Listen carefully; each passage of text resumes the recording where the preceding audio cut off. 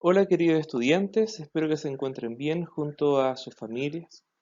Eh, Tras ya cerca de 2 semanas que no nos hemos visto, no nos hemos escuchado por la aplicación de las retroalimentaciones, ¿cierto? De los tickets de salida que hemos tenido, las encuestas. Antes de comenzar, les quiero agradecer todo el trabajo que ustedes han desarrollado, las preguntas, que si bien fueron poquitos, ya pensando que entre los dos terceros medios son 30 los estudiantes.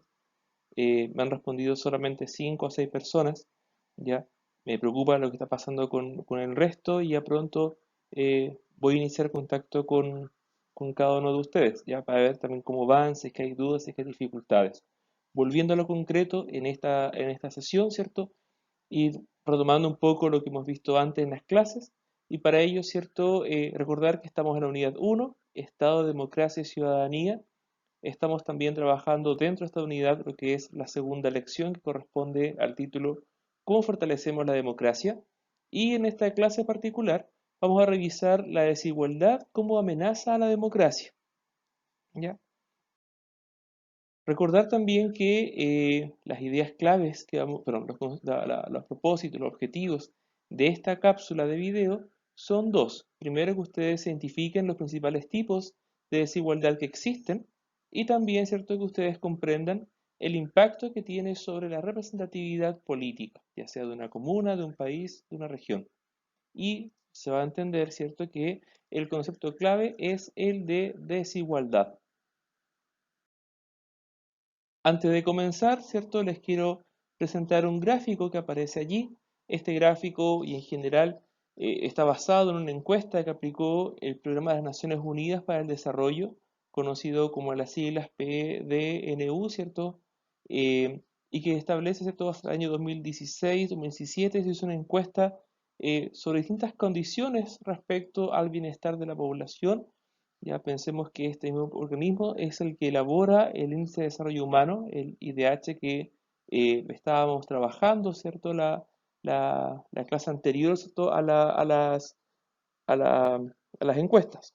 Y en particular aparece este gráfico que es sumamente importante que revisen, por eso también voy a detener un poquito, y que va a establecer, ¿cierto? Va a exponer los motivos ya que fueron percibidos por las personas que declaran haber recibido malos tratos. ¿Ya? Parte de esta encuesta, ¿cierto? Involucraba la pregunta, ¿usted ha sentido que ha recibido un maltrato? ¿Y qué cree usted que haya motivado ese maltrato? Y la respuesta, ¿cierto? Podía marcar más de una, por ahí, por eso no suma el 100% de esta encuesta, pero sí está en porcentajes.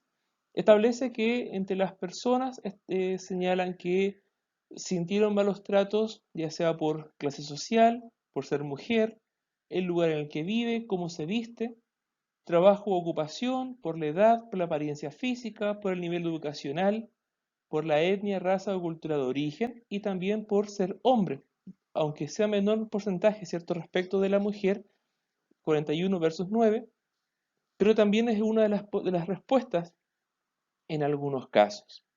Y esto es más o menos lo que nosotros vamos a ir trabajando en esta cápsula, un poco tomar este gráfico como antecedente más lo que vamos a desarrollar, teniendo en mente que hablamos justamente de la desigualdad. Entonces, un maltrato podría haber sido recibido, ¿cierto?, por el lugar en el que se vive y por ende hay desigualdades, porque en el fondo sabemos, un poco tomado de la discriminación, de que una persona que a lo mejor pueda vivir en cierto lugar es tratada o estigmatizada con algunas características, ¿ya? Si pensamos en Santiago, en suponer, que es área metropolitana, ¿cierto? Que donde tenemos mayor conocimiento de las noticias, entre otras cosas, decimos de que hay sectores, ¿cierto?, que son complicados, que a lo mejor son focos de delincuencia, que son focos de asaltos, mientras que otros sectores son más tranquilos, a lo mejor pertenecientes a un nivel socioeconómico más alto, a una clase más alta. Entonces, hay ciertas diferencias y por ende, ¿cierto?, estas desigualdades en sí mismas. Vamos a recordar un poco lo que vimos en las clases anterior, ya partiendo, ¿cierto?, de que la idea de la democracia, el sistema democrático en sí, ¿cierto?, para que se pueda dar sentada, para que se pueda dar por sentada su existencia, ¿cierto? Eh, Sabemos que está constantemente presente con amenazas, ¿ya? Vale decir, un país es democrático y no por ser democrático está libre de dificultades que puedan entorpecer el ejercicio de la democracia en sí misma. Y decíamos que existen al menos 4 tipos de amenazas. Una la conversamos en la clase anterior, que es el de la desafección política, ese desinterés, ese desapego, ¿cierto? Esa falta de credibilidad hacia las instituciones públicas y privadas. Luego tenemos la desigualdad, que es lo que vamos a desarrollar en esta clase. También tenemos, ¿cierto?, otros problemas, otras amenazas, como el caso de la corrupción y el narcotráfico.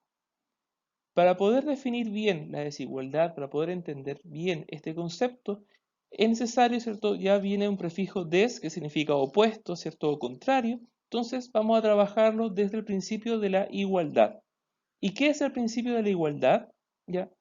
Decimos que es el principio básico que tiene todo sistema democrático, puesto que declara que todos los ciudadanos y todas las ciudadanas tienen los mismos derechos. ¿Cierto? Nosotros declaramos que nadie está por encima de la ley, por ejemplo, que todos estamos en igualdad de condiciones.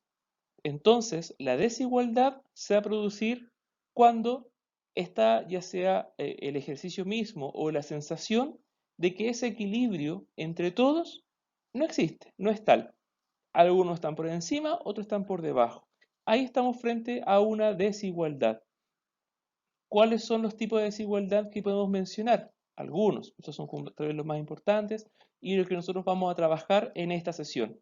Primero, la desigualdad social, que apunta directamente, ¿cierto?, a lo mejor al entorno donde se vive, de repente un poco a la ascendencia socioeconómica que se pueda tener, y vinculada con ello tenemos la desigualdad económica en sí misma, que está relacionado, ¿cierto?, con esta clásica mirada entre ricos y pobres, las distintas clases sociales y por ende el acceso a las oportunidades, vamos a ver que son desiguales.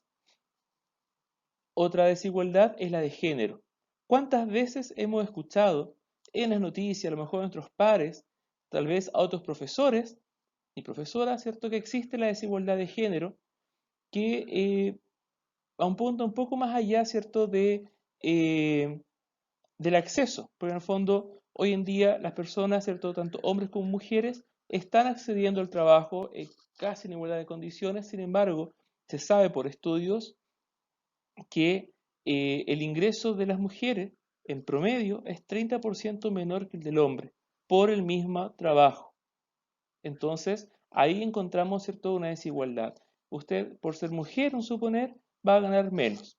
Usted, por ser hombre, va a ganar más por la misma tarea. ¿Eso es justo? ¿Hablamos de igualdad ahí? Obviamente que no. Un cuarto elemento es la desigualdad educativa, que va, ¿cierto?, asociada con el nivel de estudios que se pueda tener y el tipo de estudios en sí mismos. Vale decir, hasta cuánto pude acceder a la educación, si solo tengo octavo básico, si llegué hasta segundo medio, si llegué hasta cuarto, si puedo entrar a un centro de formación técnica, a un instituto profesional o a la universidad, si pude terminar mi carrera y seguir otros estudios.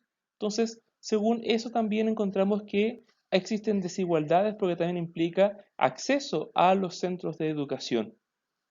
Y finalmente hablamos de una desigualdad legal, donde según la ley, ¿cierto?, no está para todos. Lo más puntual, ¿cierto?, lo más visible para el caso de Chile, encontramos en esta bandera de lucha que ha tenido, ¿cierto?, la comunidad LGBT asociada con el matrimonio igualitario, que en otras partes del mundo ya está aprobado, y sin embargo en Chile, ¿cierto?, no existe el matrimonio igualitario todavía. Lo que existe es un acuerdo de unión civil que no únicamente personas homosexuales pueden acceder a ello, también personas heterosexuales, ¿ya? Y también otra de las desigualdades legal asociada a este colectivo es lo de la adopción, ¿ya? Hoy en día, ¿cierto? Las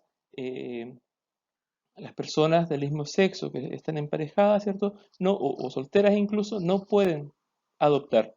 Sí lo pueden hacer, ¿cierto?, personas heterosexuales, según lo que establece la ley, ¿ya? Porque hay un espíritu que está consagrado y que obviamente es parte de los procesos de cambio que estamos hablando. Encontramos esta desigualdad legal desde el punto de vista de los pueblos originarios, un poco vinculado con la desigualdad social. también, ¿cierto? A lo mejor por tener ascendencia mapuche, ascendencia yaquita, ascendencia aymara, ascendencia pascuense, Rapa Nui, son vistos de otra manera. Hemos visto en las noticias, ¿cierto? Cuántas noticias asociadas con ataques incendiarios en la zona de la Araucanía y son culpabilizados los mapuches, sabiendo que no siempre son de esa manera. E incluso las investigaciones policiales después así lo han demostrado. Para esta semana, ¿qué les quiero proponer que trabajemos? Seguimos en las páginas 36 a la 39 del libro, del estudiante del que ustedes están trabajando, ¿cierto?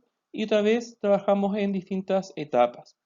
Primero, revisan los recursos de la página 36 y 37, que son 3 recursos que se los voy a leer.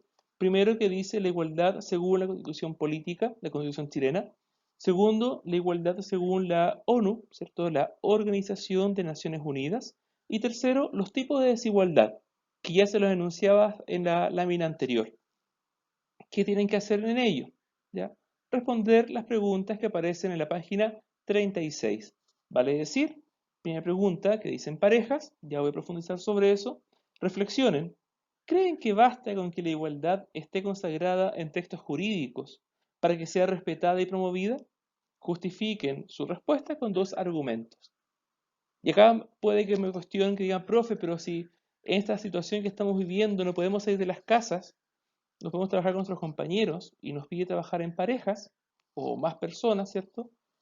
Los quiero invitar también a que ustedes ocupen otras plataformas. Ya, ¿cierto?